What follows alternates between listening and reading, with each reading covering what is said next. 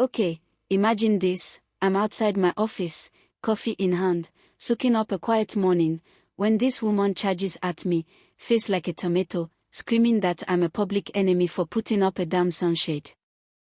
Not a flamethrower, not a pet alligator, just a boring grey sunshade. And that, my friends, kicked off the most unhinged, laugh-out-loud power trip I've ever had to deal with. I'm Tom Bennett, 45, built Bennett Plaza from the ground up, a 3-story office gem, my blood, sweat, and tears, no HOA, no nonsense, just my property, my rules. But Sheila Vance, oh, she had other plans, and let me tell you, it got wild. Let me back up a sec. This plaza's my baby. 10 years ago, I was laying tiles while my grandson Ethan, 7 years old, toddled around in a toy hard hat, asking, "Papa, we building a castle?" I'd grin, ruffle his hair, and say, "Close enough, kidder place for big dreams." Now Ethan's 22, a college grad with a shiny urban design degree, ready to launch his eco studio right here. That sunshade. His brainchild. "Papa, clients need shade for outdoor chats," he said, nerding out with his phone's sun tracker app. We spent a whole Saturday nailing the perfect spot, pure teamwork, pure joy. Enter Sheila, 39, third-floor tenant with her pet aura coaching hustle, yep, as ridiculous as it sounds. Bleached hair, indoor shades, and a rap sheet from a shady real estate past. She'd appointed herself the plaza's dictator, and my sunshade was apparently her breaking point. She came at me like a hurricane, shrieking that it wrecked the aesthetic and broke her made-up complex rules.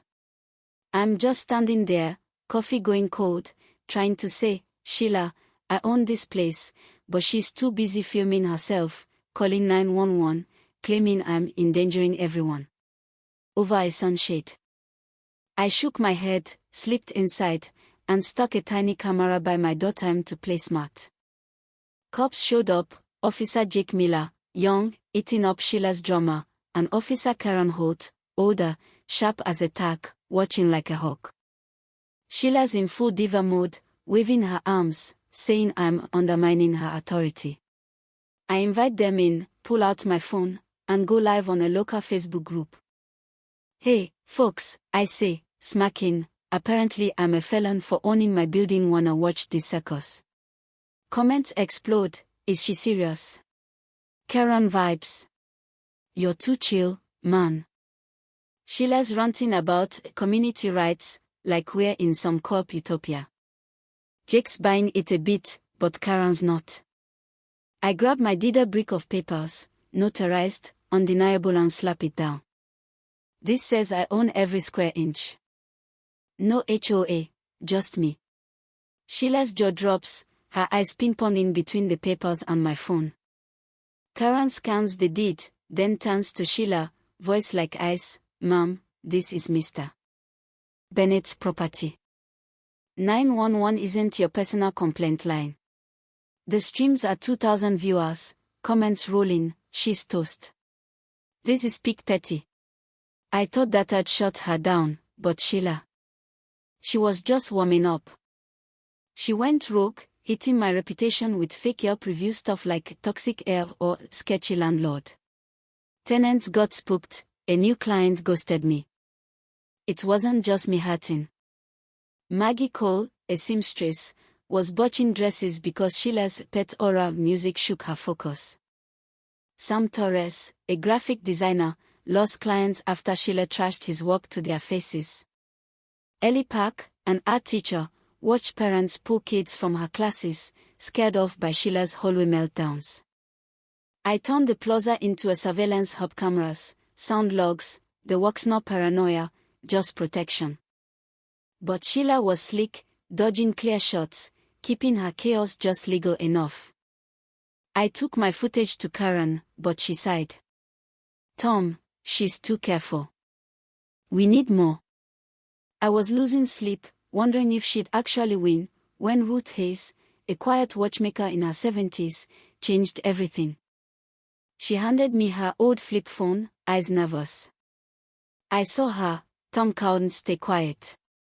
The video was grainy but damning, Sheila tearing down Sam's posters, cackling like a villain. That, plus my clips, was my ace. I called a tenant meeting, brought my lawyer, Paul Grayson, a guy who doesn't mess around. Sheila strutted in, all smirks, thinking she'd charm her way out. I fired up a screen boom footage of her cutting Wi-Fi, blasting music, bragging in the elevator, "This plaza's mine soon." Ruth stood, voice shaky, and confirmed it all. The room froze.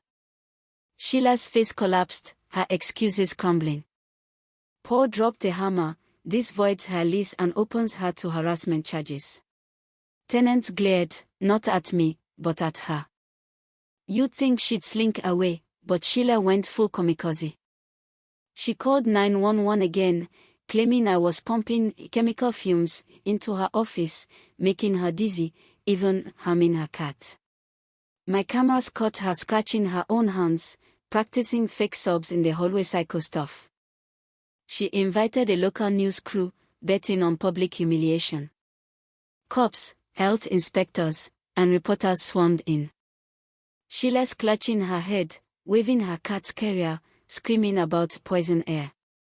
I stayed calm, showed my air quality reports, but Lesson played the video of her faking it. The reporter's eyes bugged out. Sheila, cornered, hit the deck, faking a heart attack. Paramedics rolled their eyes, hauling her out as she shot me a death stare. I thought we were done, but Sheila had one last trick. She hired Victor Klein, a shady lawyer who dug up a 1970s clause saying all owners had to okay building changes. She sued, demanding I got half the plaza walls, AC, everything. Paul admitted it was trouble, I could lose millions. I tore through old files in the attic, heart pounding, until I found a dusty box. Inside, a 1980s addendum, notarized, nullifying her clause for sole owners like me. I called Paul, grinning like I'd won the lottery. In court, Klein's case imploded. The judge read my documents, banged the gavel, done. Bennett Plaza's thriving now, Eaton Studios open, tenants are back, and added a rooftop garden just because I could. But here's the thing, I crushed Sheila, no question, but sometimes I wonder if I got too caught up in the fight. She's gone, disgraced, but the drama left scars on me, on the tenants, on this town. Did I do what was right, or did I turn into the kind of guy I swore I'd never be? What do you think? Ever dealt with a Sheila, someone who pushed you to the edge? Drop a comment, tell me your story. How far would you go to protect what's yours? Hit that like button, share this with someone who'd get it, and let's keep this convo going. Okay, imagine this, I'm outside my office, coffee in hand, soaking up a quiet morning, when this woman charges at me, face like a tomato, screaming that I'm a public enemy for putting up a damn sunshade. Not a flamethrower, not a pet alligator, just a boring grey sunshade. And that, my friends, kicked off the most unhinged, laugh out